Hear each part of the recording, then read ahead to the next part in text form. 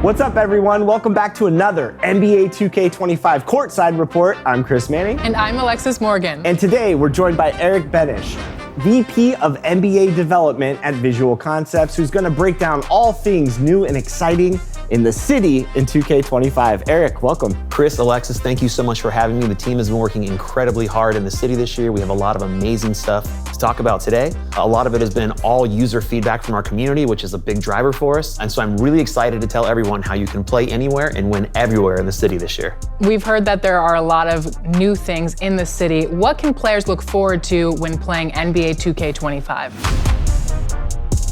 So the city in NBA 2K25 is entirely brand new. And harkening back to that comment about how user feedback drives everything for us, the city is significantly smaller, it's much more intimate, and it's designed to get you to your experiences quicker. And the entire city this year is designed with basketball in mind. So the main street, we're calling it the Boulevard of the Stars. The entire street has like an urban flair to it. There's murals painting both sides of the street, really bringing home that basketball feel. The light posts are green release animation light posts. They look incredible. One really cool aspect of the Boulevard of the Stars is the Walk of Fame we have. It's kind of symbolic of Hollywood Boulevard. There's a basketball representing each NBA Finals winner in NBA history. And one really cool aspect of it is you can continue to add your own stars to this Walk of Fame as you play through my career and win NBA titles. So you're kind of designing the city yourself as you go, which is really cool.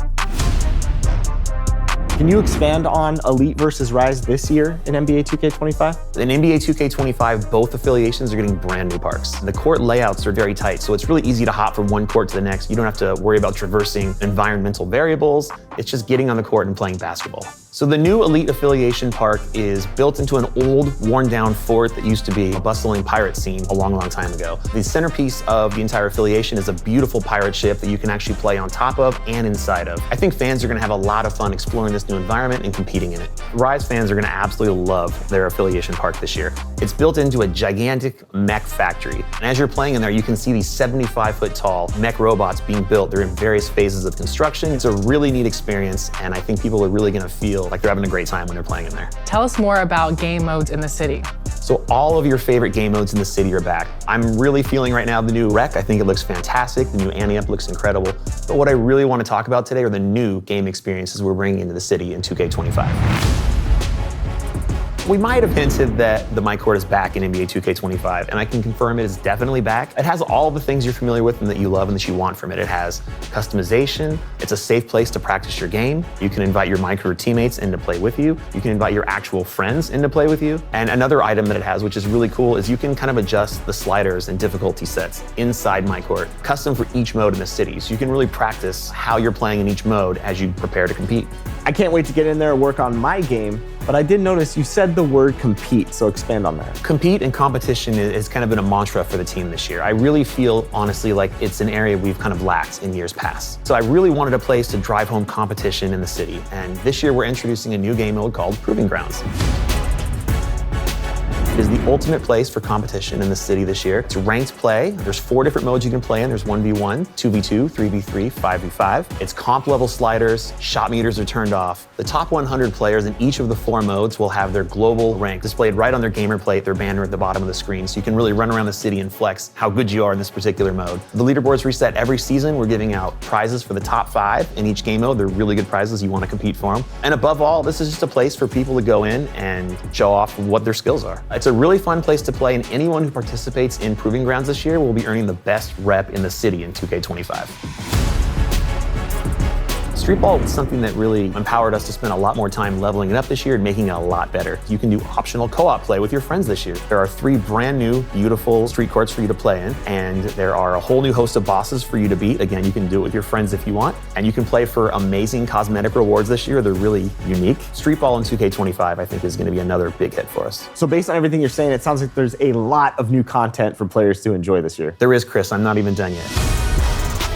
Last week, we learned about Triple Threat Park, a new experience right in the city. And it's something that I'm really, really excited about for longtime players of my career to really enjoy. This entire new park is the remaster of NBA 2K16's Rivet City Rooftop Court. We remastered it, recreated it. It uses next-gen tech, next-gen lighting. It looks amazing. It's a one-to-one homage of the original park. If you were at all a fan of that, I strongly encourage you to get in here and try this experience out. Shout out to Rivet City fans. I have so many great memories playing on those parks. So is there any chance of seeing more nostalgia in NBA 2K25? In NBA 2K25, we're celebrating NBA 2K15. We're bringing back all 4 My Park courts, remastered for users to play. That includes sun-drenched Sunset Park, the industrial Rivet City. We have the Old Town Flyers Park. And of course, that year we had the My Park Championship. Old Town won, and they got an aircraft carrier. We're bringing that back as well. These are all getting HD remasters down to the very last detail, next-gen tech, next-gen lighting, just like we did with the Rivet City rooftop court. It's been a long time, but for many users, this will be for the first time. It's literally been over 10 years since people have played on these courts. We're gonna be putting out one, per season for the first 4 seasons. It's something I didn't want to put out as an event where there was leaderboards and people were sweating and trying to get to the top. It's not the vibe I was going for with these. This is about reliving past memories with your friends, having a great time. You're gonna earn 2x rep in this, that sweet 2XP. Look, I'm ready to go on these now. Can you at least tell the fans which remaster is coming in season 1? During the back half of season 1, we're gonna go back and we're gonna visit the Old Town Flyers Park. And while competition was, a major goal for the team this year, fun is ever at the top of our list. Another fun thing we added to the game this year is called the Squad Finder. It is a place for you, like the name says, to go find like-minded players who are trying to achieve the same goals you are. It's a great way for you to establish some new connections, build some chemistry with new players to compete with. Another fun thing we added to the game this year is a brand new mode called The Track.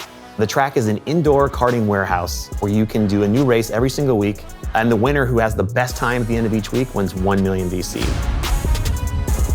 Another thing we added to the game this year to really help out new users is called casual courts. It's kind of like your safe zone to play as a new user. The only people that can step on these courts are other people who are new and inexperienced users to NBA 2K. These are a great way for new users just to learn the game. Accessibility was a major foundation of NBA 2K25, and that continues directly in the city.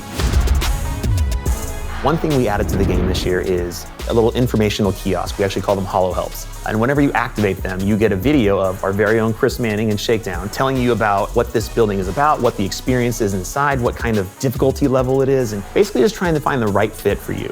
Yeah, I think Holo Help is a great addition to the series to help educate fans about all things new in the city. If I do say so myself, the acting's pretty top-notch too, Eric. Chris, you did a great job, not gonna lie.